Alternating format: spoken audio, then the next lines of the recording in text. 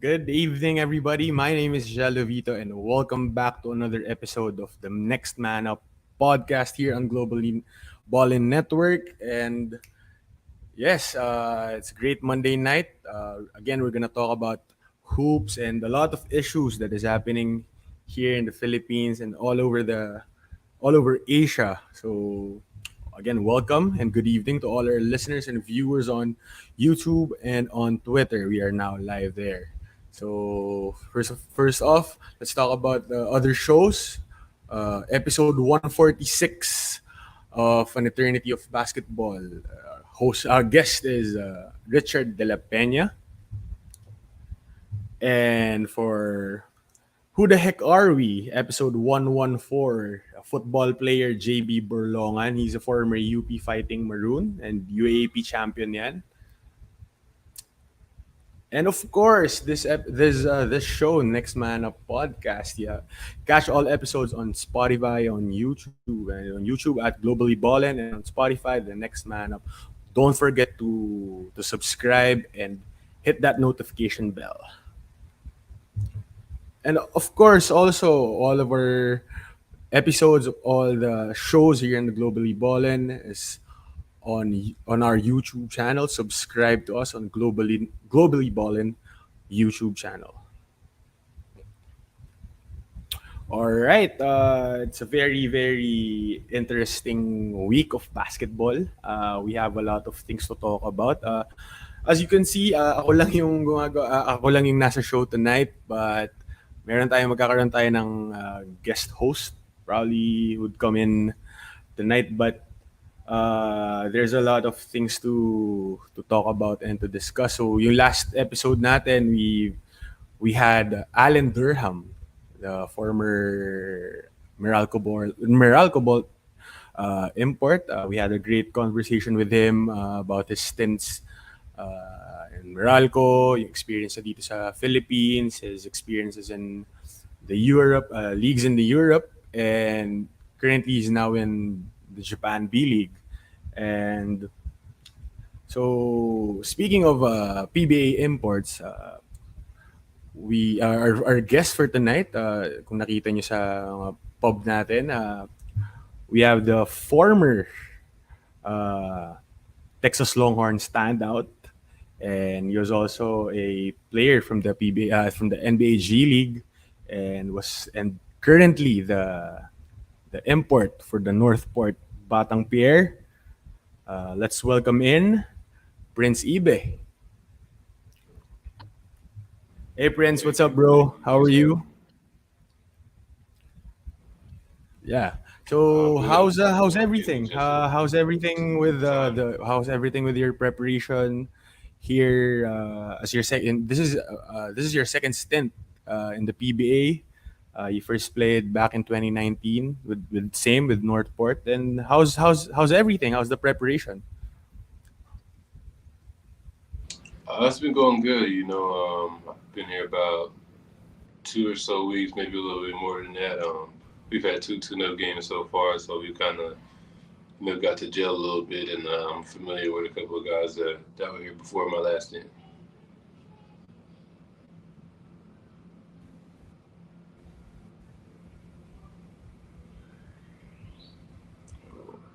My connection cut out.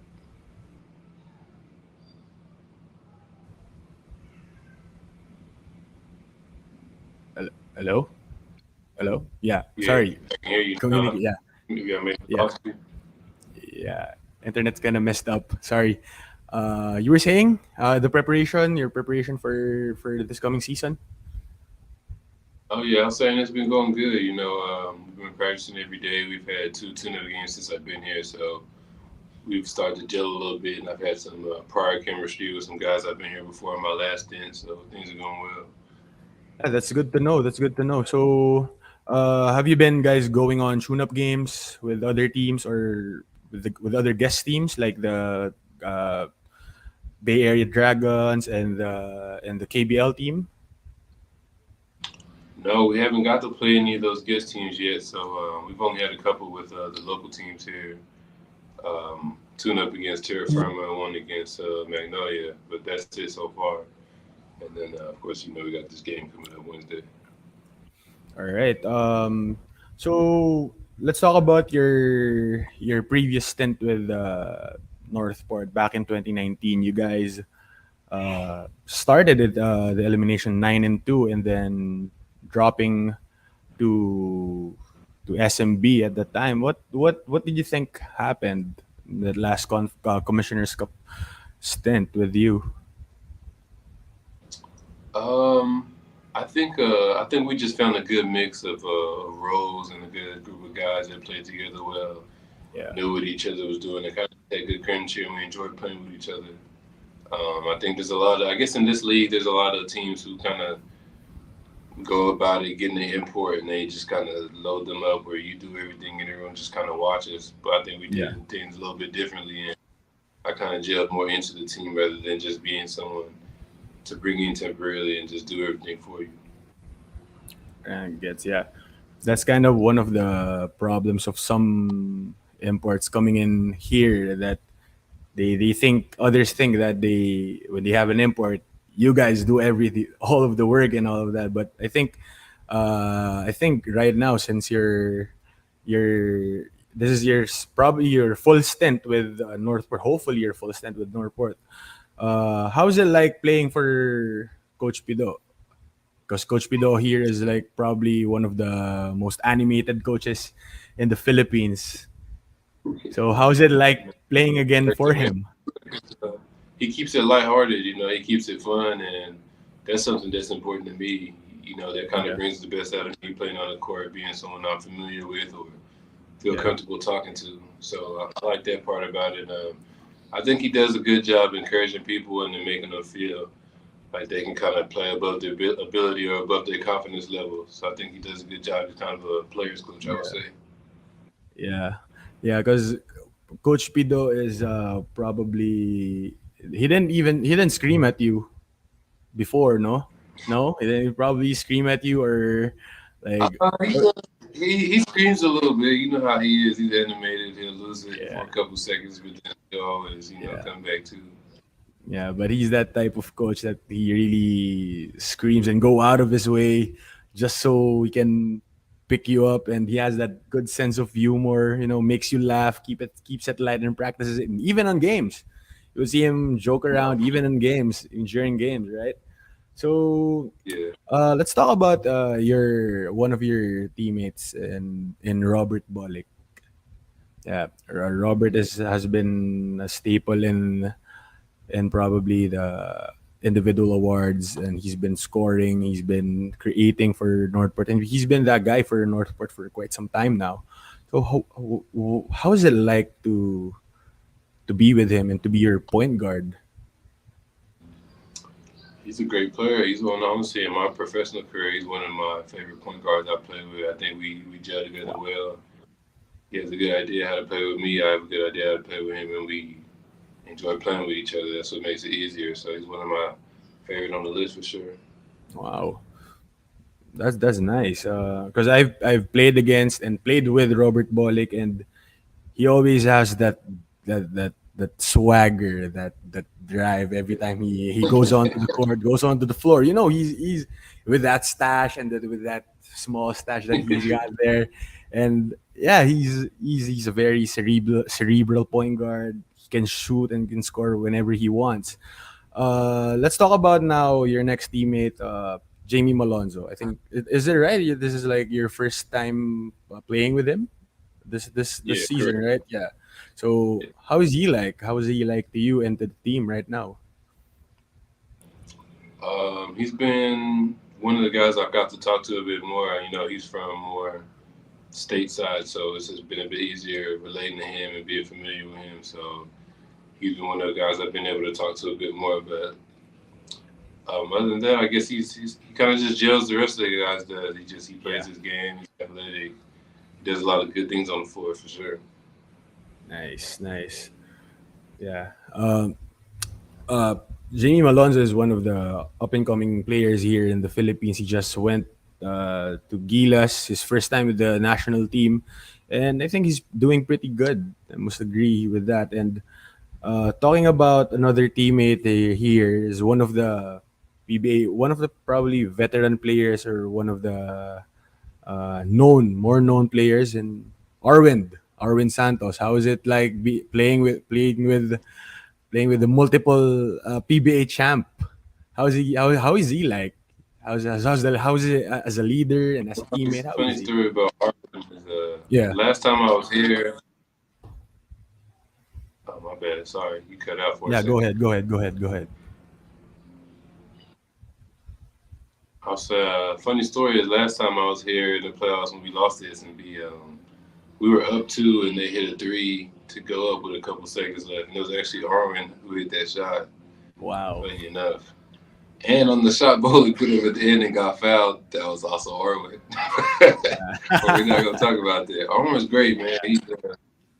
He's just that kind of vet presence. He kind of he's gonna do every day. He's gonna bring. He's got experience. He's been doing it for a long time, and kind of things he does well seems like they kind of come easy for him. So Yeah, I would say the biggest thing about him is just having something to rely on. That's the biggest staple you need on the team is someone to kind of rely on. yeah. Like you've been with Arwen for like the past couple of months, almost every day.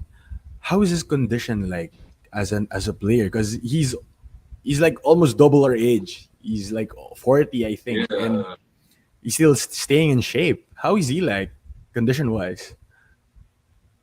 um, he's in one of the best shapes. Like if you didn't speak to him or ask him his age, you would never know. What I'm saying how old he Yeah, was. That's kind of I was kind of even shocked when I found out just from the things he's yeah. still able to do. Even like energy play wise, rebounding, defensive, he's still one of the best locals at that. So it's kind of a testament to him and his conditioning level. Nice, nice.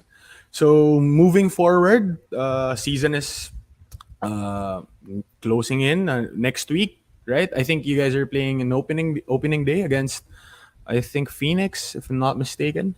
Yeah, or yeah, Phoenix, Yeah, right? correct. So moving forward, what are your expectations coming into to this season? For me, just kind of taking one game at a time and approaching each kind of individually. I think for us, it's gonna be you just gonna have to learn on the spot and learn each game because it's so new to each other. And I feel like even without me being there, I think there's still just a new team, period. So I think there's gonna be a period of adjustment, getting to know each other and playing each other and knowing tendencies. But I think we'll have a good showing. We got a lot of skilled, competitive guys and some guys that are hungry and have things to prove. So I think that's the biggest thing. We have a lot of things to prove. Right, right. So aside from you're gonna be going up against other imports as well. Do you know any of them, or if you played against any of them, except for Justin Brownlee? So obviously you've played against Justin Brownlee for from your last stint here. About the others, do you know any of them, or have you played against them? Uh, well, Lester Prosper, he was here Yeah, last time. We played each other. yeah. Other than that, I'm not too familiar with anybody else, honestly. Mm-hmm. My time around the Nets, right when I got there, I think Andrew Nicholson was just leaving, so not Wow. familiar with him. But I really don't know the imports this time around, so that'll Mm-hmm. be interesting to kind of see what I'm up against each day. Yeah. So yeah, there's gonna be a new challenge for you this coming conference. So since you've talked about the your stint with the NBA G League in the Nets, when was that? Back in 2016, right? That you played uh, in the NBA G League with the Long Island Nets, and then after that you went to Japan, right? For the B League. Yeah. You played for the B League for a year. Talk to us more about that stint in the B League, because a lot of Filipino basketball players, like the likes of 30 Ravenna, Kiefer Ravenna, Matthew Wright, and all the others have been transferring and have been testing their luck in the B League. So, how was your experience there? I had a good experience in Japan. It's real professionally done. I would say the leagues are kind of run a bit differently as it's more spread out, kind of what you get in other countries more so than everyone kind of being localized or playing in the Yeah. same arena type of deal. but I enjoyed it a lot. It's a high level of basketball. Great cities to live in. I was in Yokohama, which is not too far Yeah. from Tokyo, so I had a good time out there. Nice. So after that stint with the Japan B League, then first time here in the Philippines back in 2019, and then after that, pandemic came, but you still got to play, right? You guys still got to play. You went to Europe. You played for the Hamburg Towers back in 2019 and 2020. So in Europe during that time, because again it was in the pandemic. Like, how was the game like the scenarios, the protocols, and all of that? Because like that's the peak of the pandemic, 2019, 2020. So how was it like playing on like there? Well, for me, actually, when my time in Germany is when COVID hit, so Yeah. that actually stopped the season for me. But I was Wow. able to play during the pandemic. But I played in the UK in the BBL Oh. league there during the pandemic time. So that was the time I actually played with the protocols of testing every week, or Yeah.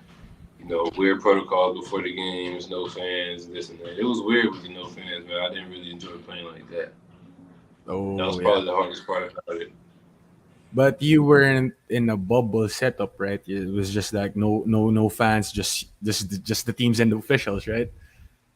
Nah, no bubble setup. It was still traveling games. Like we would go on the road, no fans. Home games, no fans. So it Yeah. was still a home and away deal. We're still traveling, playing in other arenas. It was just no Yeah. fans and a couple other little restrictions, like some strange stuff. But other than that, basketball. Yeah. But back in Germany, were you like stuck there? Like you're just there because the entire time? Like how long were you there? Were you stuck there?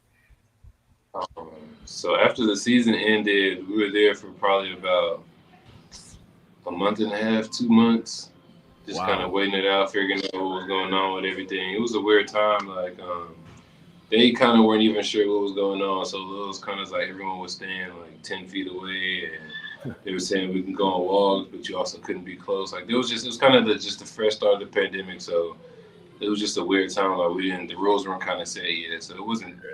Some stuff was too hard to live, but other than that, it was we kind of got away easy. Yeah. So after your stint with in the British Basketball League with the Plymouth Raiders, you went to the BAL right after, right?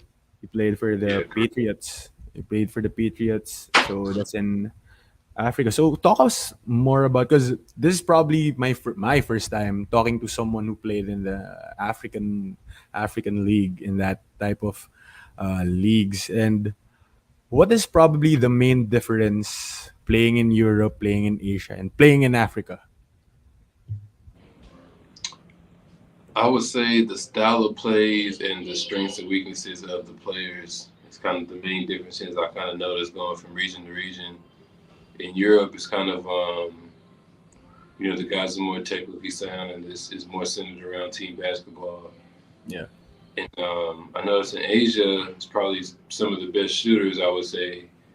I think just because you see a lot less athletic style play, it's Yeah. more technical, but not in the way it is in Asia. It's just more technical and kind of the skills and the craftness to the game, more so than the style of play.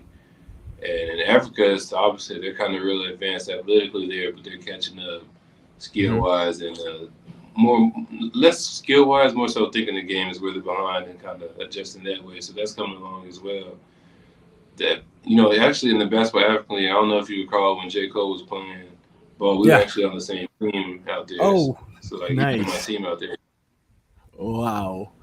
You got to play with Jaco. So like, as a teammate, how is he? Is he? I know he plays well. Like I watched him in the celebrity NBA celebrity games, but how is he as a teammate and as as a person in general? So he's famous and all of that, but how is he as a teammate? Great teammate, man. Great person in general. Of all the kind of superstar people I've ever met, he's one of the most down to earth. Like you wouldn't know he was J Cole just by hanging around talking to him. He's just kind of one of the fellas. He was just around there making everyone kind of feel like he was a normal guy. I actually didn't realize he was on the team until like the first. We were in a bubble sitting there for that, so it was kind of the first team Skype meeting. And I saw the name Jermaine Cole on the roster, but it didn't click until I actually saw him on the Skype meeting. Yeah, Wow. Yeah, it's not always you get to play with a recording artist. And so yeah. yeah, then after that you went to uh, Uruguay, South America, right? And then went back to Asia, play in the T1, and then this year before going into the PBA, going back into the PBA, you played in Uruguay. So you've been all over the place. You've been you've been everywhere playing, and for sure you've learned so much from different countries and different style of play. But as from your college days back in Texas Longhorns and up till now, what was probably your biggest takeaway from playing everywhere, playing for every corner of the world? So what was your biggest takeaway, or like what was your biggest lesson that you can share to our listeners right now, and for those who are aspiring to play internationally? For me, it kind of just made me realize how many talented players it is across the world in general. Like, there's really good players everywhere you go. Like, you can go to the smallest third world country out there, and there's good players out there. So it makes you really appreciative of the opportunities you have because you realize that they really are far and few in between. So I think that's the most thing is there's a lot of guys out there, and the most important thing is finding opportunity. So if you do get it and you are in a situation where you have some kind of opportunity, just make sure you don't waste it because there's definitely a lot of people who would kill for that same position. All right, nice. That's nice. So Prince, before we finally let you go, just a message, just a quick message for all the PBA fans and the fans of the Northport Batang Pier. First of all, I just want to thank the fans for supporting us. You know, y'all keep us going, keep us motivated, and it's important for us to have those people cheering on us in dire needs when you need the energy on the court. So we appreciate that. We have goals this year. It's just kind of trying to meet or exceed what we did last time I was here. That's my main plan is just learning how I can best help this team and move forward and doing the things that need to be done. And I think we have a good chance of doing this. So just excited to get started. All right. Right. Again, Prince, thank you so much for your time. And I know you've been preparing really well for this coming season. We wish you the best this coming season, and I hope Northport does well this season. And a lot of fans are rooting for you guys. So again, thank you for your time, man. Hope to see you soon. Thank you. Thank you for having me. All right. Okay, solid, ah. Ganda nung conversation natin with another great conversation in with Prince Ibeh. Like that was the first siya yung first na na player na nakausap ko na naglaro for a professional league in Africa. More so naging teammate niya pa si J. Cole.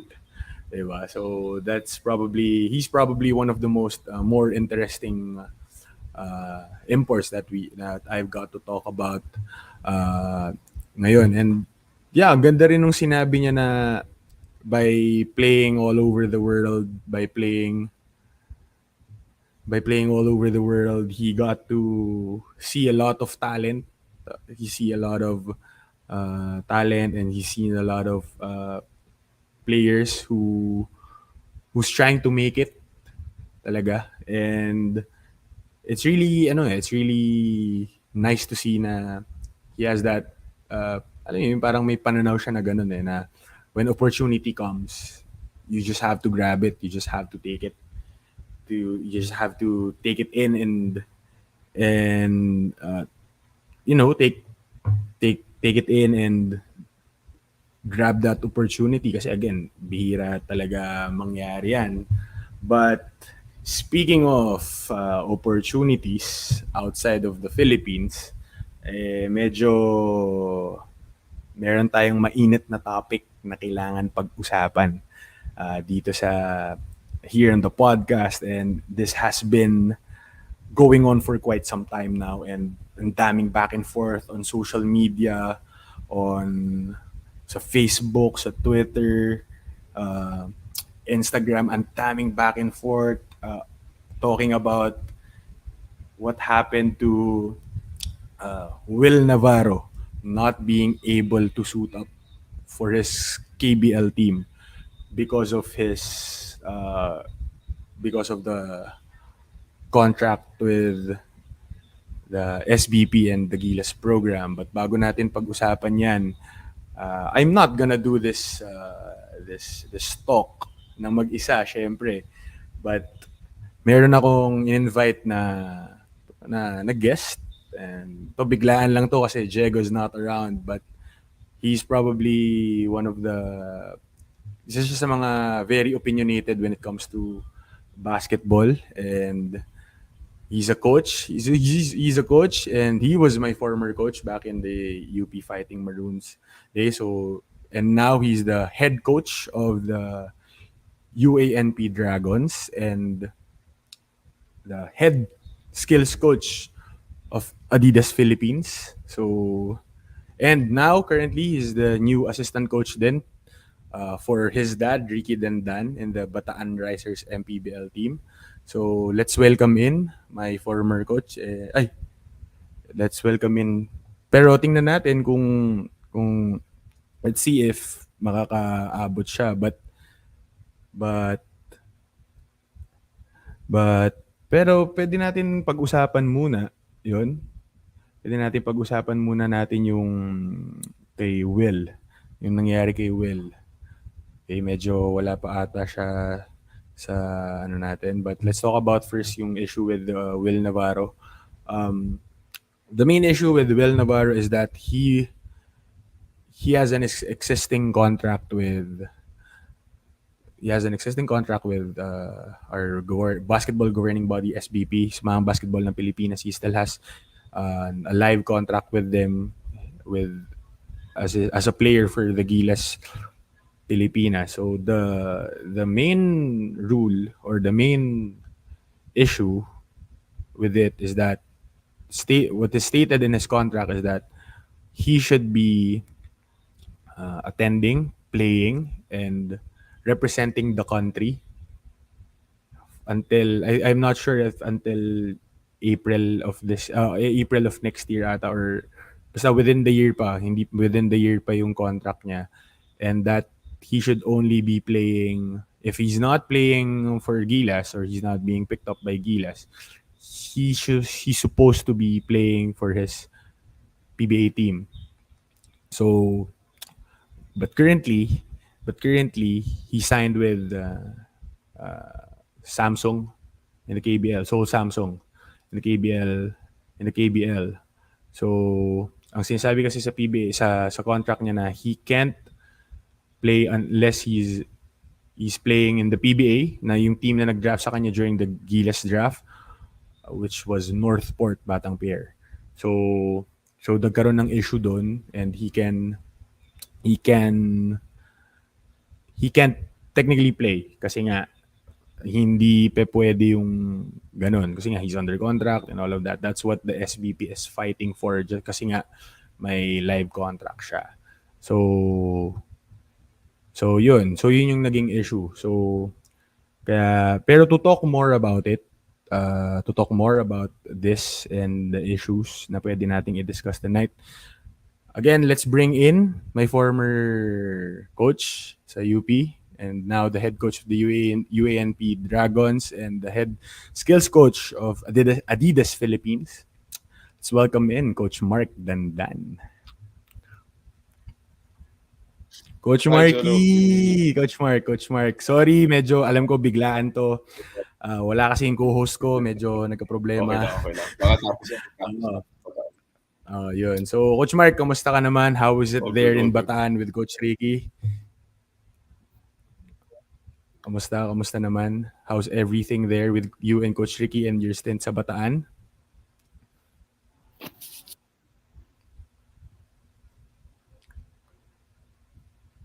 Sorry, Jess, can you say that again?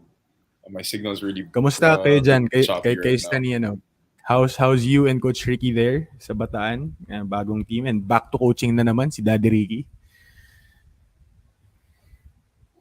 Oh, well, it's edge kasi we hit the ground running. It's been just over a week since we stepped into the team.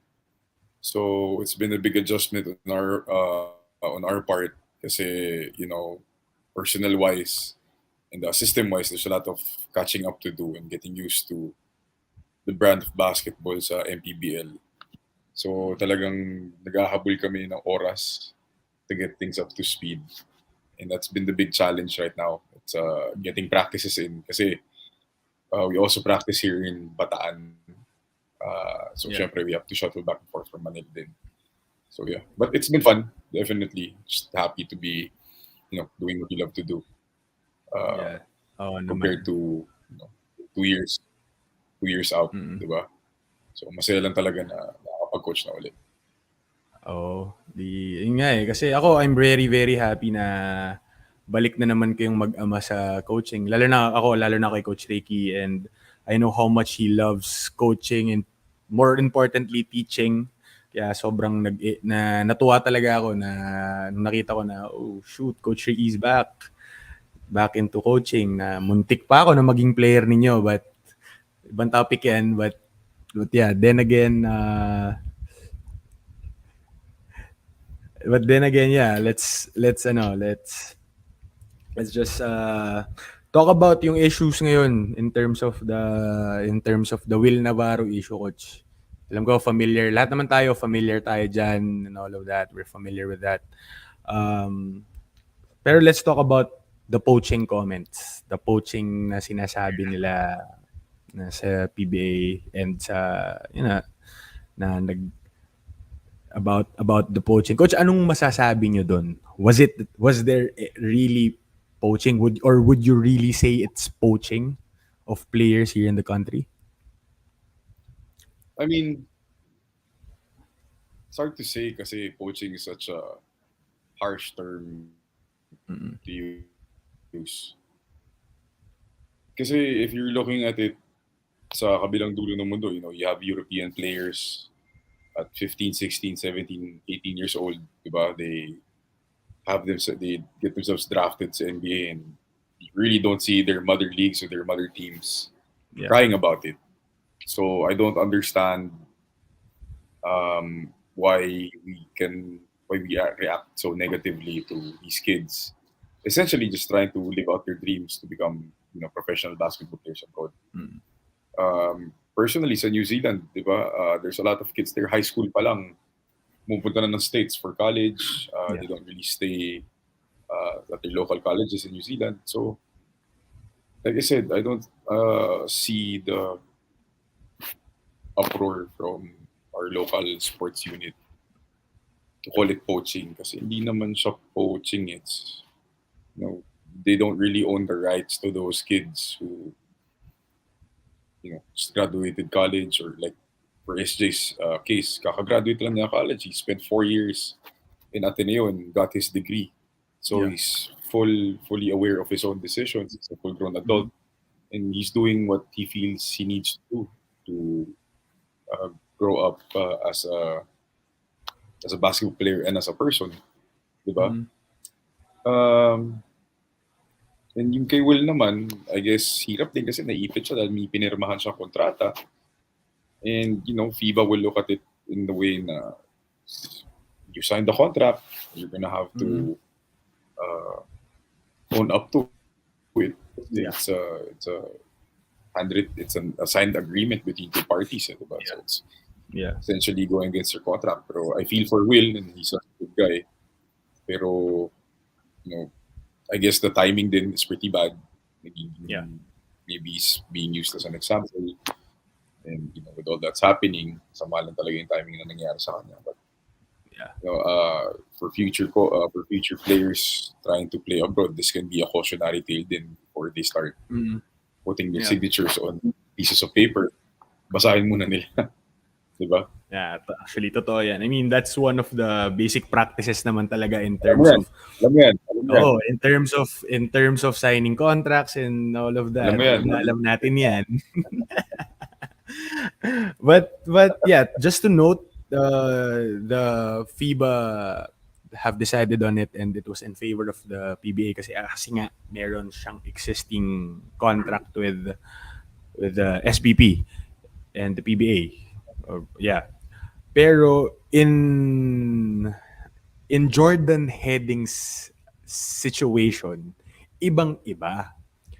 Kasi 'di ba parang they're saying na kailangan ng clearance from your home organization na for you to be able to jump ship, 'di ba? To play professionally under a different federation or organization. And nakahanap ng loophole si Jordan Heading na since he's a dual citizen, pumunta siya ng USA Basketball to get that clearance. Which was approved naman by FIBA kasi nga again he's a dual citizen and he was given based on his citizenship he was given clearance by FIBA. For me, bakit sa tingin mo hindi ganun kadali na lang sana yung ginawa kay Will? 'Di ba? Na parang you just need to sign a paper and yeah, sige, you're cleared. 'Di ba? Kasi again, by the end of it all, Like tulad yung sinabi ko kanina.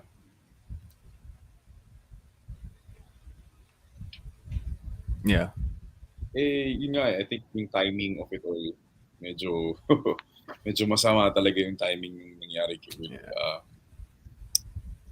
So happens na siguro, firmado talaga and it runs until March 2023. Tas sakto, it's not being used in the pool, di ba? The last two windows, hindi naman ata siya naka-line up.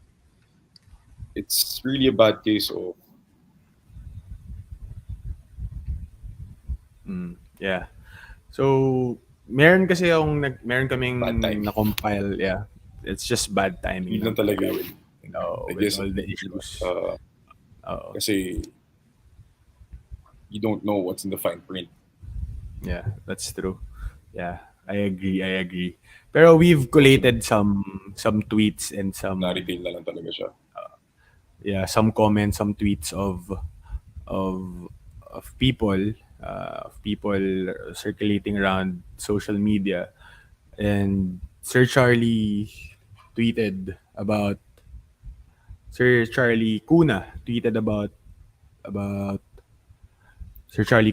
about this. He said, "The Philippine Civil Code defines a contract as a meeting of minds between two persons whereby one binds himself with respect to the other to give something or to render some service.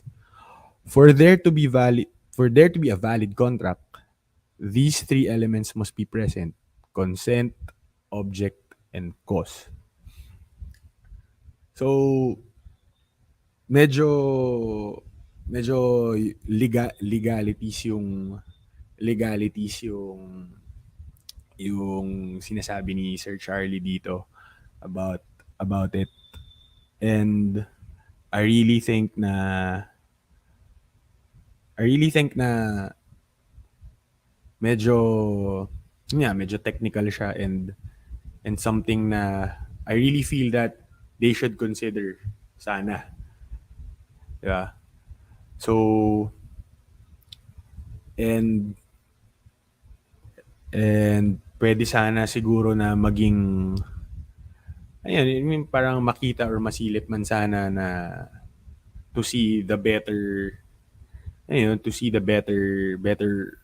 side of it. Kumbaga ano yung pwedeng maging benefit dun sa isang tao, kasi parang lumalabas na only one party is benefiting from it based on just because of the contract. 'Di ba? So another tweet this time, or this comment, another comment ngayon naman from kay Mbala, or former UAAP import. Mbala said, "You guys are talking about pros, not college players. Grown-up men with kids and families. They know what's better for them and their families, and what if they want to play abroad, experience different type of basketball environment and competition." SMH. So Ben is saying na yung typical na may mga typical na comment na naririnig nating lahat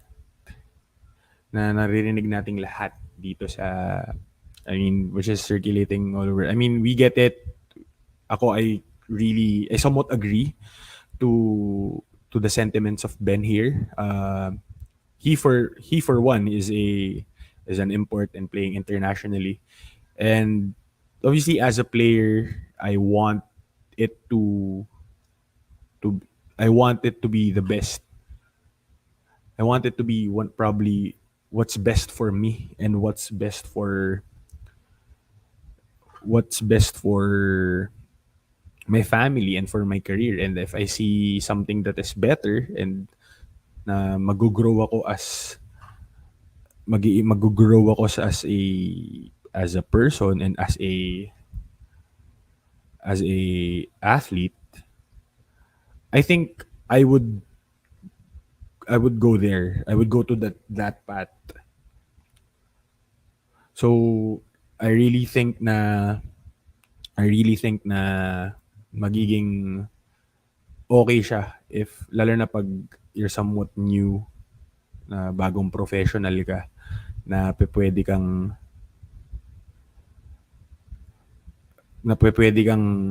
to seek other opportunities and to see how big it is to to compete internationally. And lastly, ito medyo intense yung comment na to. This is a comment by Kai Soto, and Kai Soto said, "I'm sorry, but this is crazy. This has to stop. You got players who've been working hard and dreaming to play basketball at the highest level they can reach, and we got our own people stopping us from achieving greatness." And another comment from another KBL player who just signed this contract, RJ Abarrientos, FEU standout. RJ Abarrientos, really an impediment in someone's dream? All you should all you all should support Filipino athletes who are playing abroad, similar to any other profession. You'll do what's best for your career. They are choosing to play and strengthen their ability while representing our country. Medyo yeah, I really liked what RJ said. He's totoo kasi playing abroad and at the same time kasi you're not just playing for yourself eh. Again, it's a big deal for us kasi ngayon lang naman siya lumalabas eh. I think kaya lang nagkakaroon ng resistance is because it is something new eh. It is something na hindi pa ganun na-accept ng lahat na just because you went the other direction, that doesn't mean na hindi siya magiging okay. Pero bakit yung ibang, let's say, not other professions na they went to abroad to seek better opportunities, bakit hindi nagkakaroon ng resistance to it? OFWs of other professions going abroad and trying their luck there to help support their families or to further their careers, bakit parang walang resistance? So, 'di ba? Parang wala siyang resistance. And sa ibang sport, let's just say sa ibang sport, yung kaka-champion lang sa girls junior US Open, Alex Eala. She's representing the country. Pero privately, but still she's representing the country. She won gold, she won the US Open. And yet here she comes back, all support tayo, all praises tayo sa kanya. 'Di ba? So, are we saying na if hindi nag-succeed tong mga to, wala dapat sila dyan. Kumbaga, it's gonna be like an I told you so, 'di ba? I really feel that we should all be accepting to it, and we should just support these guys. Kasi again, by the end of it all,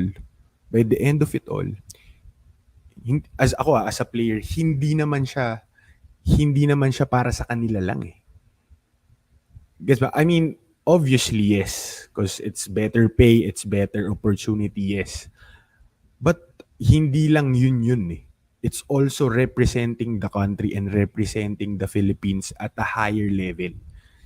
Hindi yan sa pagiging madamot na ng players, ng mga players na to who who went on to playing playing abroad. Diba? Hindi eh. It's more of like, no, I wanna see this. I wanna see this if kakayanin ko. I wanna see this if magiging okay sa akin to. And then there's always the PBA to come back to. Lagit-laging may bahay yan. Hindi naman yan titira buong buhay nila sa Korea or sa Japan or so in case